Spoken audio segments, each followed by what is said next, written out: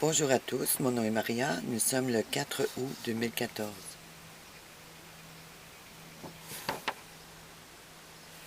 Le titre de mon sujet sera « La confession auriculaire, une honte pour l'humanité, une insulte à Dieu ». Nous pouvons voir avec cette nouvelle évangélisation mondiale de la part de Rome qu'il y a 3 points majeurs qui sont mis de l'avant. Vous avez le baptême,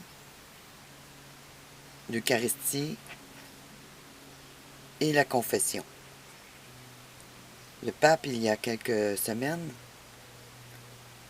nous a joué la comédie d'une confession publique, dont vous pouvez voir la photo ici même.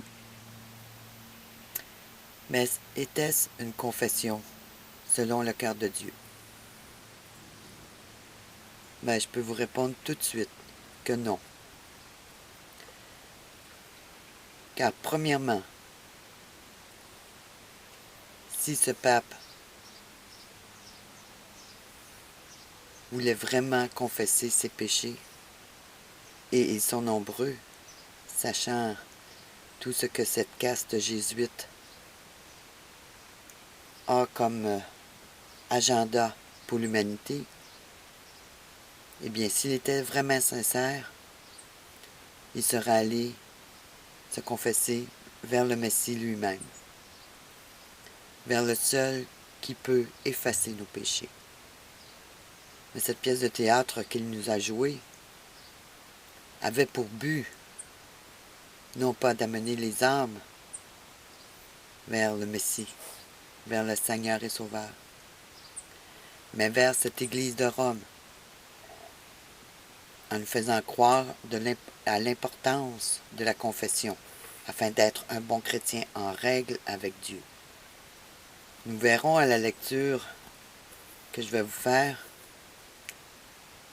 que la confession auriculaire est tout sauf venant de Dieu, et qu'il y a des buts importants qui se cachent derrière cette confession.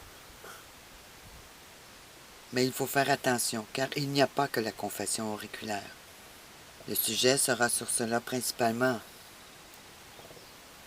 Mais il y a d'autres techniques utilisées par le camp ennemi pour nous détourner de la vérité, pour nous détourner du chemin, pour nous mener à la lumière.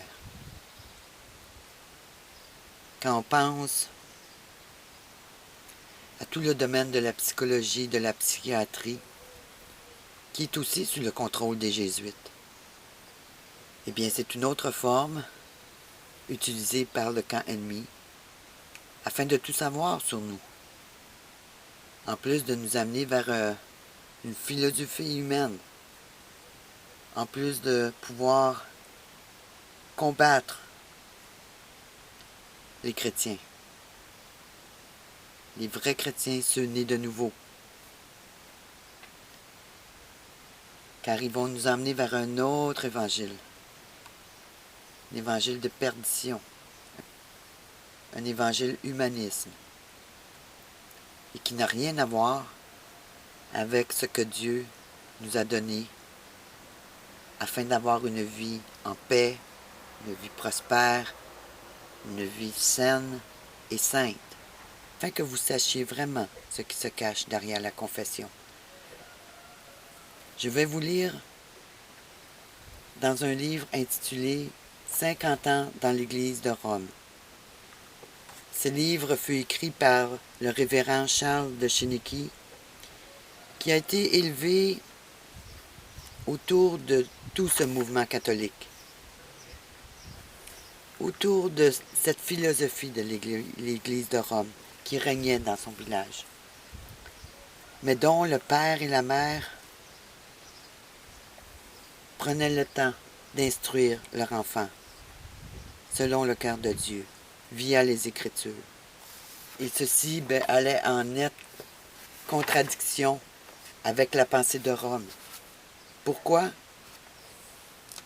Parce que sans la parole de Dieu, l'homme ne restera qu'un ignorant.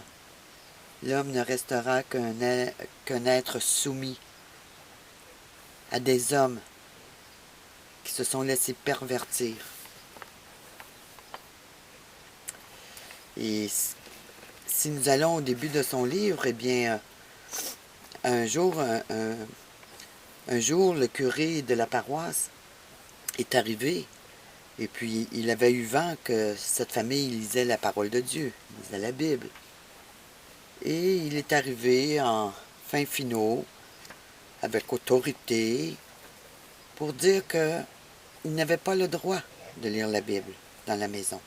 Cela était contraire à l'Église de Rome et contrevenait au Concile de Trente, qui avait décrété que les humains n'avaient pas le droit de lire, que les humains n'avaient pas le droit de lire la Bible. Mais ça, juste ça, c'est un point de contrôle majeur, afin d'éloigner les hommes du vrai évangile. Alors, ceci est une courte présentation. Maintenant, nous allons aller dans le livre 50 ans dans l'Église romaine et nous allons lire le chapitre La confession des enfants. Prenez le temps de bien analyser ce qui va être dit. Prenez le temps de voir ce qui se passe vraiment. Suis-je un esclave de Rome ou suis-je un esclave de Dieu? Est-ce que j'obéis à des hommes faits de chair et de sang, des pécheurs,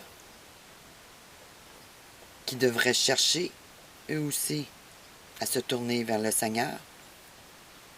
Ou est-ce que je cherche vraiment la volonté de Dieu pour ma vie et pour celle de ma famille? Le désir de mon cœur est-il de servir Dieu ou des hommes? Le désir de mon cœur est-il un jour de comparaître devant Dieu et de voir le Seigneur me dire « Viens, bon et fidèle serviteur » ou est-ce que je serai tremblant devant sa colère et son jugement? Une grande bataille fait présentement rage par Satan et son clan, qui est nombreux. Et l'apostasie, eh bien, nous y sommes. Quand nous voyons tout ce qui se passe autour de nous, nous y sommes. Nous ne pouvons plus dire « je ne savais pas ». Dieu, dans ces temps de la fin, par ses prophètes, par ces hommes et femmes fidèles qui ont à cœur votre âme et votre éternité, eh bien, Dieu utilise aussi ses enfants afin de vous mettre en garde contre cette hérésie qui prend place et qui met grandement en danger le salut de votre âme. Le révérend Charles de Chénicky, bien un jour il est devenu prêtre de Rome durant 50 ans et il a toujours essayé de combattre ce système de l'intérieur parce qu'il connaissait la parole de Dieu. Mais un jour, il a dû en sortir car il n'en pouvait plus de voir toute cette corruption, cette immoralité, ces péchés tolérés. Il n'en pouvait plus de voir cet Rome non se soumettre à Dieu, mais se soumettre à un homme dont dépend leur salut. Mais un jour, il est sorti de cette église putrifiée, ayant compris le danger, la non-soumission de tous ces prêtres, de ces religieuses et de toutes ces associations ecclésiastiques qui se soumettaient non pas à Dieu et à sa parole, mais à l'infaillibilité supposée d'un homme. Un homme qui rejetait les principes de base de Dieu lui-même et qui entraîne des milliers de personnes vers une hérésie spirituelle, vers une damnation éternelle certaine. Eh bien, un jour, le révérend Charles de Chéniky en a eu assez. Et il est sorti de cette église. Alors commençons notre lecture. À la page 16 du livre 50 ans dans l'église de Rome. Alors l'histoire se situe lorsque Charles de Chéniky était petit enfant.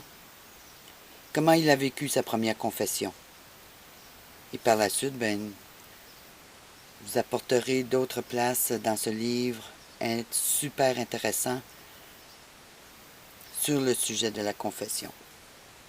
Alors l'histoire se situe au niveau de l'enfance de Charles de Chéniky et de sa première confession.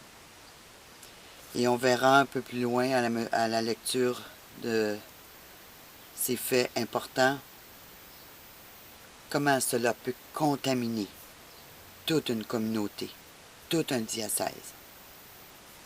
Alors, chapitre 3, la confession des enfants.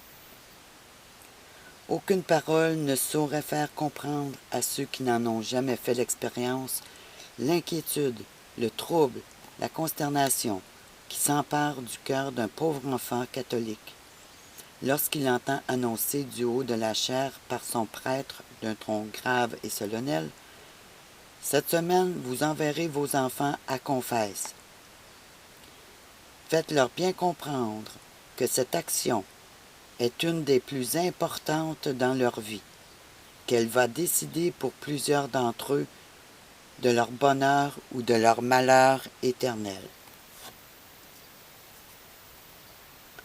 Si par sa faute ou la vôtre, père et mère, votre enfant fait une mauvaise confession, s'il cache ses péchés, s'il commence à mentir au prêtre, qui tient la place de Dieu même, sa faute sera irréparable.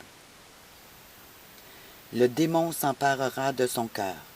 Il s'accoutumera à mentir à son confesseur, ou plutôt à Jésus-Christ, dont il est le représentant. Sa vie sera une suite de sacrilèges. Sa mort et son éternité seront celles des réprouvés. Apprenez-lui donc à bien s'examiner sur ses pensées, ses désirs, ses paroles et ses actions, afin qu'il se confesse sans déguisement. J'étais là dans l'église de Saint-Thomas lorsque ces paroles tombèrent sur moi comme un coup de foudre. J'avais souvent entendu dire à ma mère, lorsque j'étais auprès d'elle, et à ma tante, depuis mon arrivée à Saint-Thomas, qu'une mauvaise confession, surtout la première, pouvait causer la perte éternelle de celui qui la faisait. Cette terrible semaine allait donc décider de mon éternité. Je sortis de l'église, pâle et consterné. De retour chez mes parents, je me mis à table, mais je ne pus prendre aucune nourriture, tant j'étais troublé. Je montai à ma chambre, afin de commencer mon examen de conscience et tâcher de me rappeler toutes mes pensées, toutes mes paroles et toutes mes actions coupables. Quoique je n'eusse guère plus de 10 ans, c'était vraiment pour moi une tâche herculienne. Je me mis à genoux pour prier la Sainte Vierge de venir à mon secours. Mais j'étais tellement obsédé par la crainte d'oublier quelque chose et de faire une mauvaise confession que je balbutiais mes prières sans la moindre attention à ce que je disais. Ce fut bien pis encore lorsque j'entrepris de faire l'énumération exacte de mes péchés. Ma mémoire se troublait, ma tête tournait, mon cœur battait avec une vitesse qui m'épuisait.